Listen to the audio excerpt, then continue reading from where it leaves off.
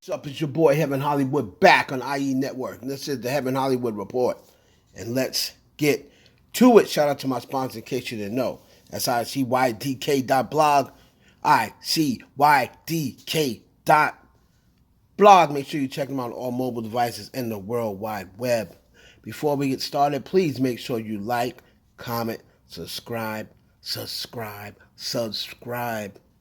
so you don't miss one video. Turn on that notification bell as well. Let's go. So we're going to go through the Cardi B interview. First, Cardi B was back in court on Monday. And she now has until March 1st to complete her 15 days of community service that she was supposed to complete. Now remember, a couple of months ago when she went to court, for the alleged assault on the two bartenders, Jade and Batty G. She was granted that it was a plea out, and she had to do 15 days of community service. On Tuesday, it was Tuesday, thank you very much for that. On Tuesday, the judge in the case gave Cardi until March 1st to complete her sentence. The Bronx native showed up at court in all white, a color typical associated with innocence and purity. She wore an oversized fur coat, sleeveless dress, Louboutin heels, and white-rimmed Christian Dior sunglasses for the appearance. In a brief statement, her lawyer, Drew Findling, told DailyMail.com, personally and professionally, Cardi is dedicated to community service and charitable endeavors. She therefore appreciates the court giving her until March 1st to complete her community service commitment in Queens, New York. The fight occurred in August 2018. Cardi pled guilty to 2 misdemeanor charges, while 10 other counts, including 2 felonies, were dismissed. The 2 co-defendants also pled guilty. So, she will have until March 1st to complete that community service. Cardi, just go on and finish this up. It's 15 days. Do 15 days to get this thing over with. Don't let this thing linger. Come March 1st, if you have not completed this community service, you're going to do some jail time. So, please, get this thing over with. Now, we're going to move on to the interview review. Now, I don't know what is taking this interview so long. Like, they've had clips all over the internet. And still in all, this thing still has not... now I see it says something like Wednesday or something like that. Like, maybe it came on Revolt yesterday. But listen, I've heard the whole interview now, in clips or what have you. And let me just review some of the things about the interview. Now, Jason Lee, to me, let me just give my rundown. The interview in itself, if I'm going to be doing it on a rating of 1 to 10, I'm going to give the interview about a 5, and I'll tell you why. Because of who was doing it.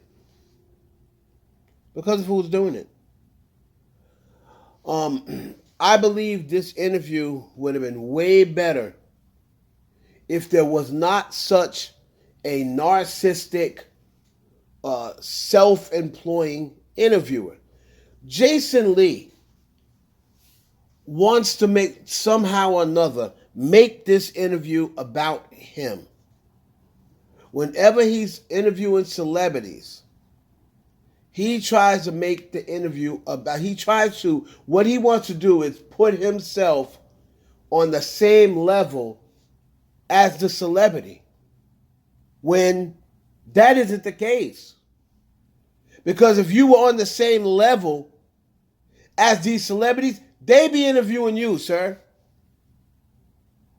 Oh, I'm gonna get you and Rihanna in a group chat and talk and get you on a record together, and I'm going to, like he can pull so many different strings. Remember before how he wanted to make it known that, he got Megan and Cardi on the phone. It's like he wants to put himself on the same level as the celebrity. And then when it comes to the questions, We're going to go over some of the answers. We come to the questions, right? When he asked her about the number one thing everybody was looking to see whether she was going to respond to, right, is the question about the diss record with Sweetie. I mean, not the diss record with Quavo, right? So he asked her about the Quavo record, Messy. Now, let me let you hear, what he asked her and her answer. Off my Twitter because I don't know how to rap. I said Carisha, please, because she too messy. Bitch, fuck my dog behind my back, but I ain't stressing. You wanted the gang. You should have just said it. We would have blessed it. Now she got messy. I know it sounds different than that. And you were quiet. Mm-hmm. And the internet was talking. Why were you quiet? You know why I was quiet? I was quiet because one thing I'm going to do, I'm going to find out the truth. Mm-hmm. And you know that I was finding out that truth in and out. So it's like if I entertain something that I know is not true on the internet, people be like, oh, it is true because you're addressing it. But when I don't address it, it's true or not, it's true as well. So I'm like, you know what? I'm just not going to entertain the bullshit because if I entertain it, it's going to keep going longer and longer and longer. And at the end of the day, I know what's going on in my house. Well, and you have no problem picking up a phone and calling to clear the air. But that's why I love that. That's the growth. You know what I mean? Because old Cardi would have been all over the internet and this and that. And I feel like we have to let people grow. If social media, don't you think is the biggest contributor to my baseline Cardi? Now, my thing is this. She did say, if I address something that isn't true. All right. So she is saying there that she didn't believe it was true.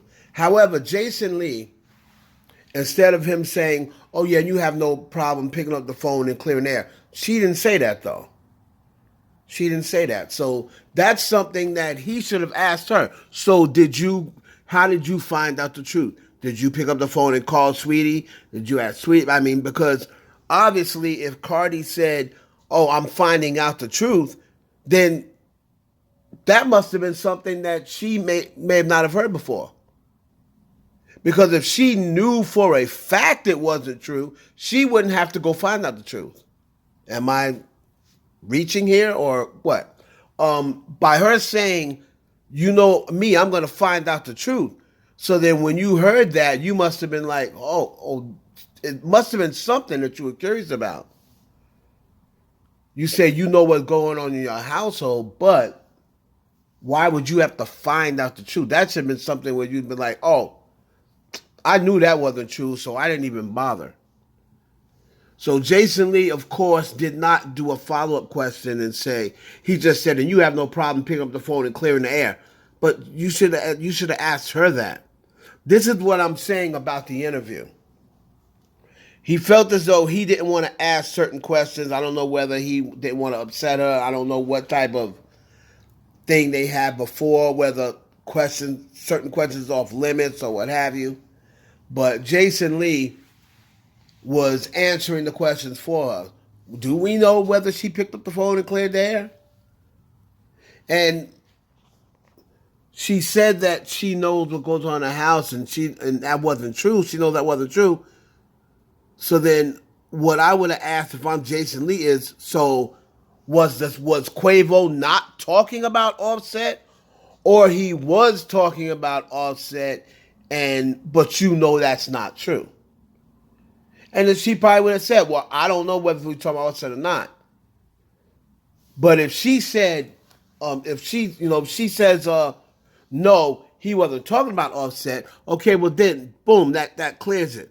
But if she says he was talking about Offset, but that wasn't true, well, then there is a problem.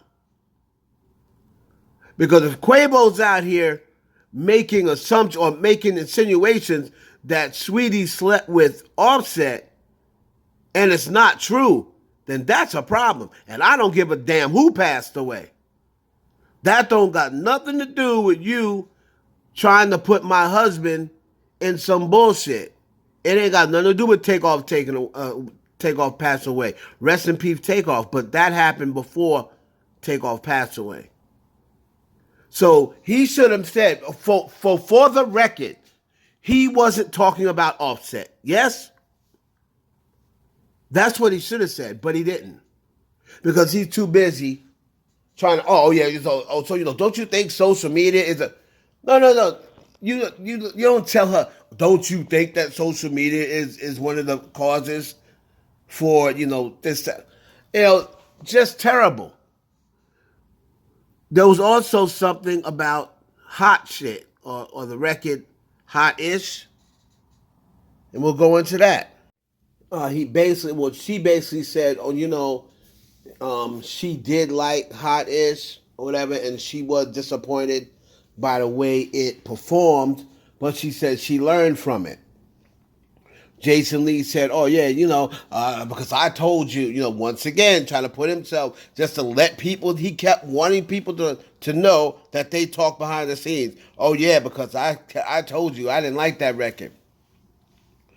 What should have been asked about that record was why wasn't was that Kanye West in the video?